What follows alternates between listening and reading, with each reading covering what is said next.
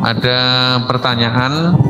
Ini yang pertama adalah dari SMK Negeri 1 Magelang terkait PPDB, mau tanya, apakah ada pengaruh antara zonasi SMK 10% dan SMA antar daerah?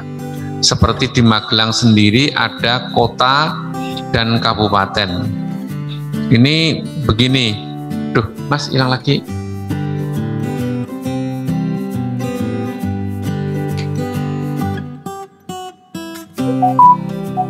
Oke.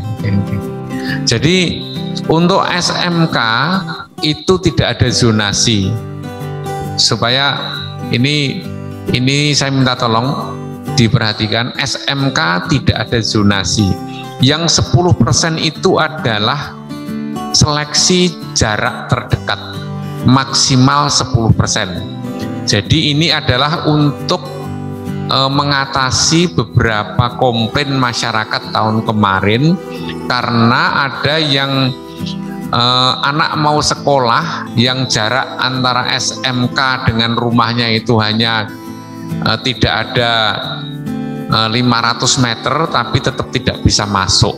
Nah sekarang ini kita beri peluang sebanyak maksimal 10%, tidak dibatasi kelurahan atau RW atau kecamatan, tetapi batasannya adalah 10% itu yang terdekat. Jadi seleksinya adalah jarak, gitu ya. Seleksinya itu jarak terdekat sebanyak 10% dari daya tampung.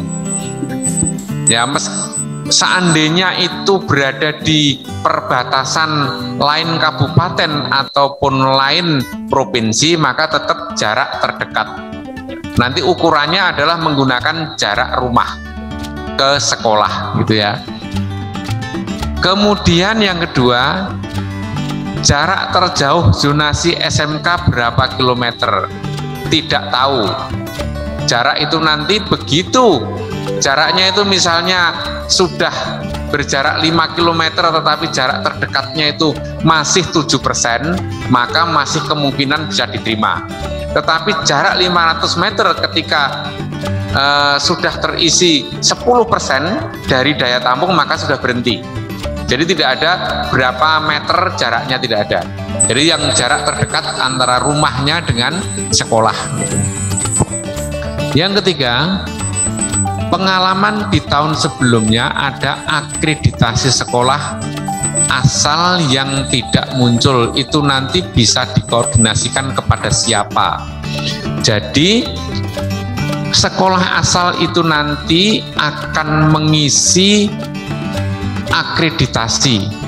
Mengisi pada apa? Mengisi di sistemnya Telkom, di sistemnya PPDB Provinsi Jawa Tengah.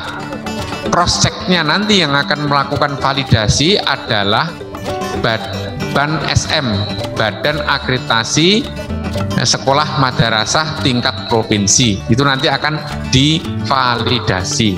Yang mengisi adalah sekolah asal. Tahun kemarin itu ada komplain dari beberapa banyak sekolah SMP, sekolah asal yang akreditasinya tidak cocok. Maka tahun ini yang harus mengisi akreditasinya adalah sekolah asal, dan nanti yang akan cross check asal mengikuti saudaranya apa bisa selama pindah alamat calon peserta didik dengan mengikuti saudaranya bisa selama 1 tahun pindah kakaknya. Sebelum kalau belum 1 tahun maka tidak bisa. Dari Naziba Jia Jatus Zulfa, ketepatan dasar penentuan siswa berprestasi, berjenjang dan tidak berjenjang untuk bias di-share saged. Nanti itu akan muncul di Juknis, Bu ya. Jadi untuk yang berjenjang, jadi nanti begini, siswa itu pada saat pendaftaran ketika mengisi sampai kejuaraan misalnya berjenjang atau tidak berjenjang. Ketika diisi berjenjang tetapi ternyata kejuaraannya itu tidak berjenjang, maka tidak akan bisa melanjutkan. Jadi kejuaraan yang berjenjang mulai dari tingkat kabupaten sampai di tingkat internasional itu nanti akan ditulis di dalam sistem, sudah akan disebutkan di dalam sistem. Apabila di luar yang tertulis di dalam sistem, yang termuat di dalam sistem, berarti tidak berjenjang.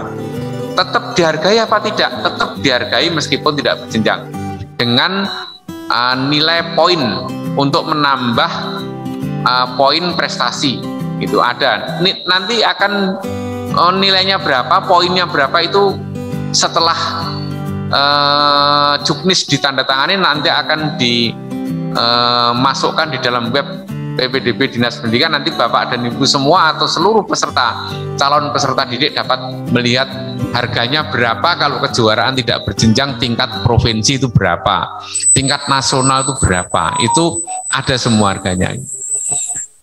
Nah, ya Bu, kemudian dari Mahfud,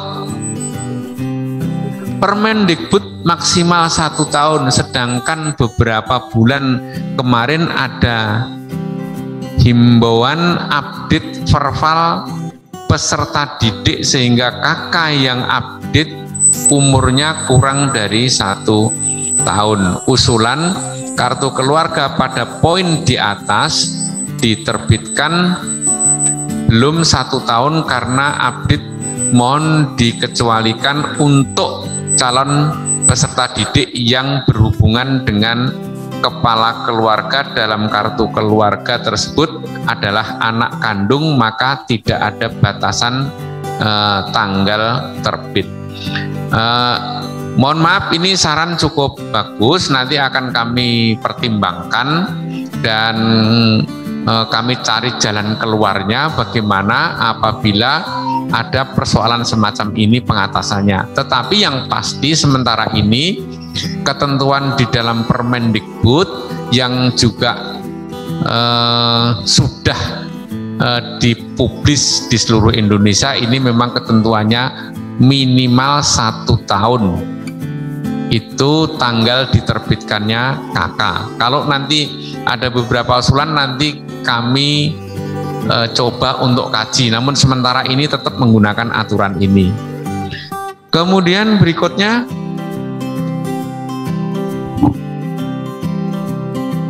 mati.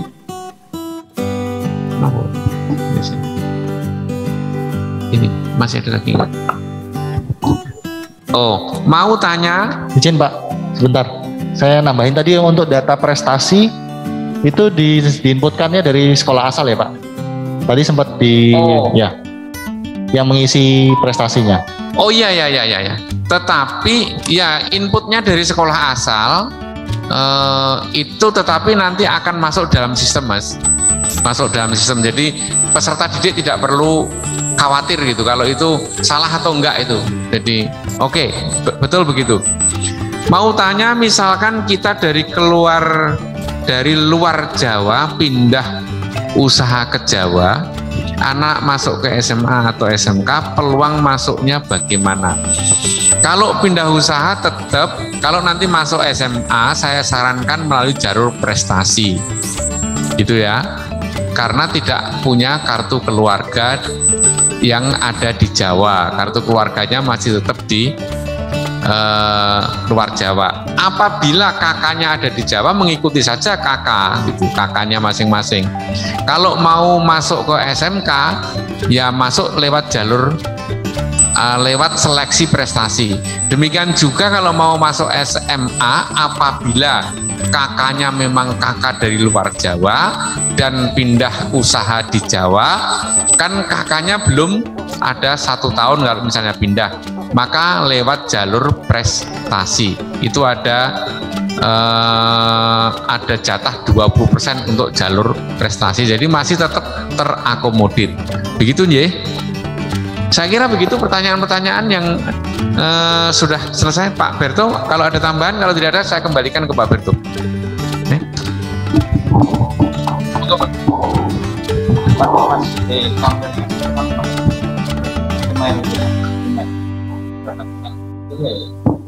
Bapak Ibu yang kami hormati, mohon izin untuk semua pertanyaan belum bisa kami jawab di sini karena memang banyak sekali, dan nyuwun tulung nanti Bapak Ibu semuanya lah masyarakat di Jawa Tengah ini yang berkepentingan untuk PPDB ini dan ada beberapa hal yang mau disampaikan, maka kami berikan alamat email yang nanti untuk bisa dikirimkan.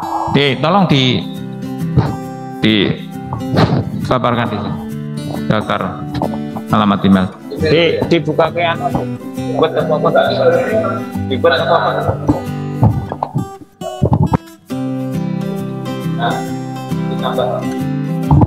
Bisa nanti disampaikan melalui WhatsApp pada teman-teman kami di